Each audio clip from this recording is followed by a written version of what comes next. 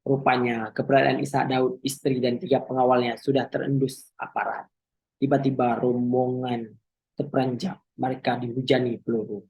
Kondisi mendesak. Kondisi terdesak, tapi sang panglima tidak menghiraukannya. Ishak Daud memilih bertempur dan bertahan di lokasi. Ia membalas tembakan peluru aparat. Istrinya Cud Rostina juga tak beranjak. Wanita itu memilih tiara di samping suaminya.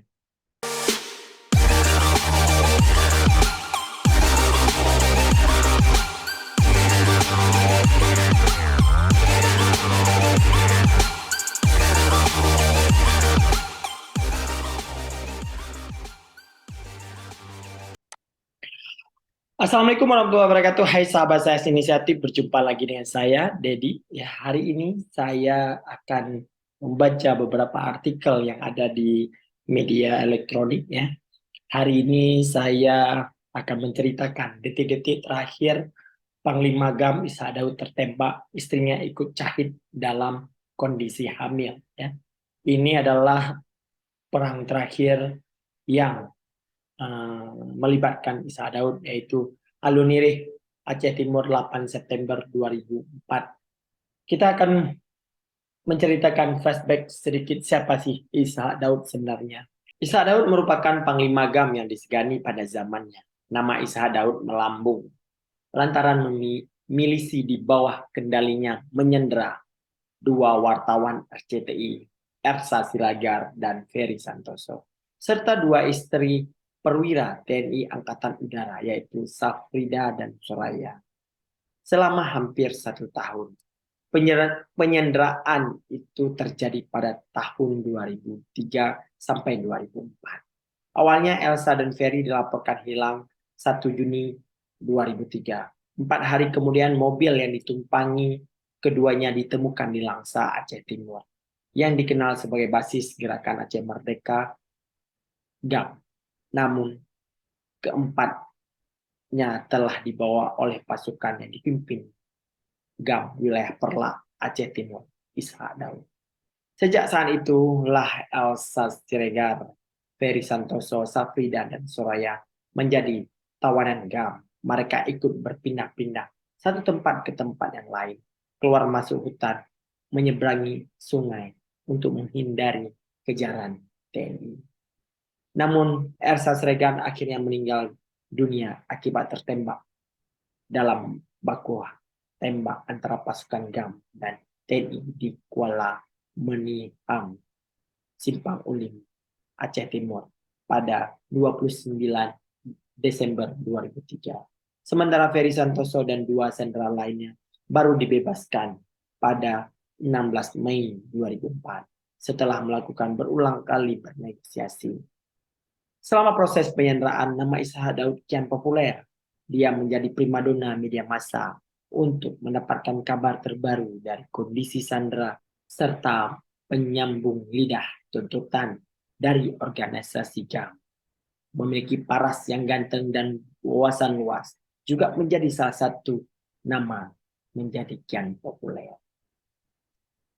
Jadi di tanggal 8 September 2004,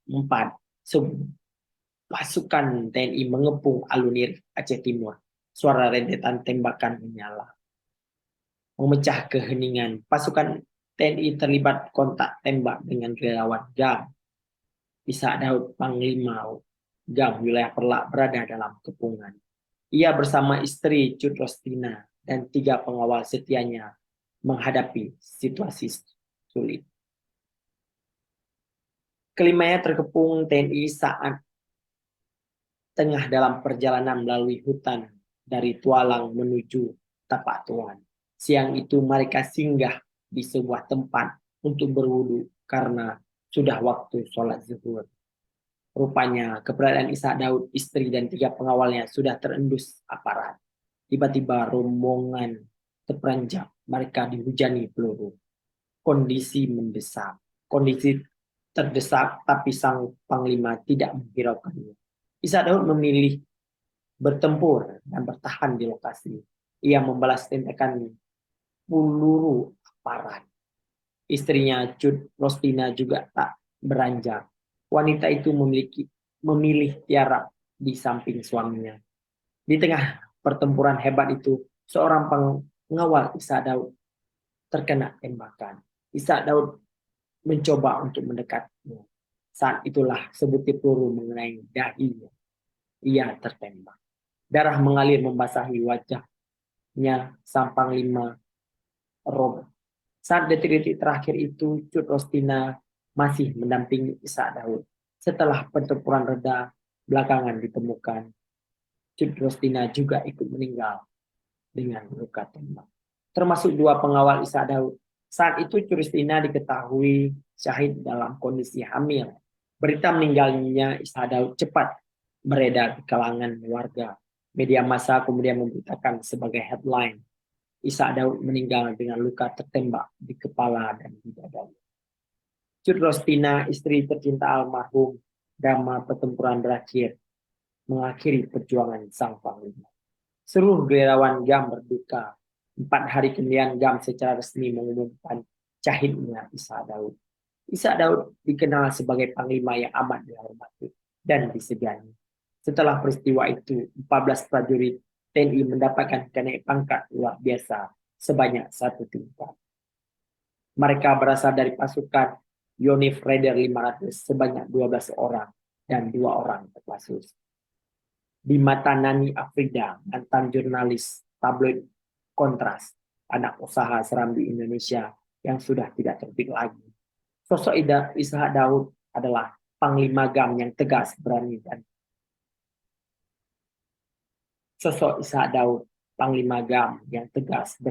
tapi ramah.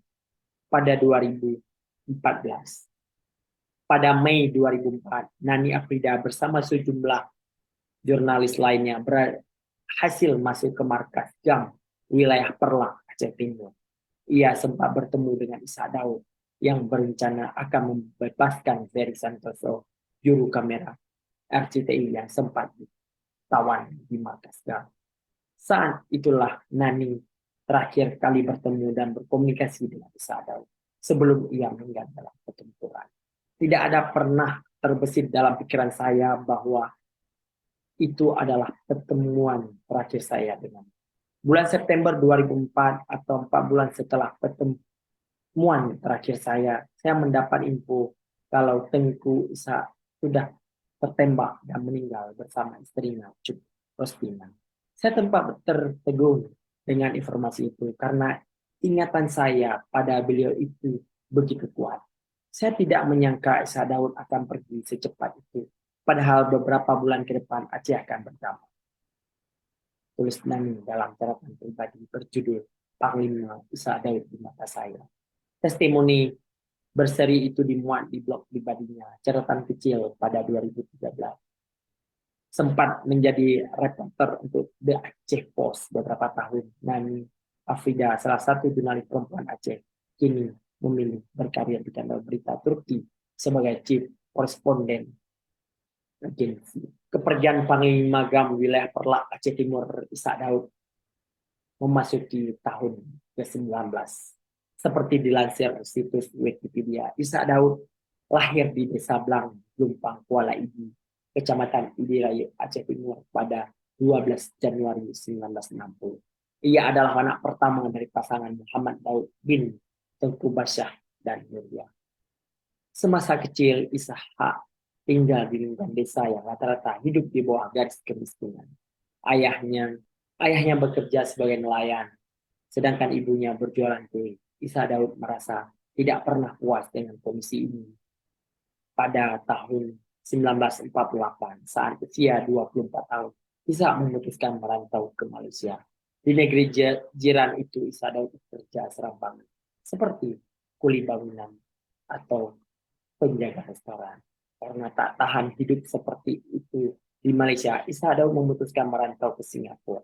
Apalagi banyak orang Aceh menuju Singapura tersebut. Sama seperti di Malaysia, Ishak juga bekerja serabutan dan dari buruh bangunan sampai sopir angkutan. Di Singapura pula Ishak Daud mulai mengenal gerakan Aceh Merdeka. Apalagi saat itu banyak aktivis Aceh Merdeka menggelar pertemuan politik praktis selama bekerja di Singapura. Ishak Daud sering mengikuti pertemuan tersebut. Ia pun membuka wawasan tentang sejarah Aceh. Pada Juni 1987, Ishak akhirnya disumpah oleh Tengku Abdullah Musa sebagai anggota GAM. Apalagi Hasan Tiro yang mengendalikan GAM di Swedia butuh pemuda Aceh untuk dididik pendidikan militer dan dikirim ke Libya. Ishak Daud termasuk dalam rombongan 40 orang pemuda Aceh yang dikirim ke Libya. Sepulang dari Libya, dia singgah di Singapura selama 12 hari. Ishak pun memutuskan pulang ke Aceh melalui pelabuhan Tanjung Balai. Di sana ia naik bus dan kembali ke kampung halaman di Ibrahim. Awalnya dia bekerja sebagai pedagang ikan dan diam-diam merekrut pemuda untuk terlibat GAM. Ishak Daud termasuk tokoh pertama yang mengibarkan bendera Aceh Merdeka di SMA Ibrahim Aceh Timur pada 4 Desember 1989. Setelah pengibaran bendera di Gunung Halimah yang dilakukan Hasan Diri 4 Desember 1970. Itulah detik-detik terakhir Panglima GAM Ishak Daud tertembak dan istrinya juga ikut syahid dalam kondisi hamil. Istri Ishak Daud sangat mencintai Ishak Daud dan mendampingi setiap pergerakan-pergerakan Ishak Daud. Bahkan istrinya ikut meninggal di samping Ishak Daud. Itulah cuplikan beberapa artikel yang saya baca baik di Sindu News dan juga di Serambi Indonesia. Simak terus cerita-cerita yang lain yang saya gali dari berita-berita yang pernah terbit di media-media Indonesia. Stay terus di SAS Inisiatif. Assalamualaikum warahmatullahi wabarakatuh.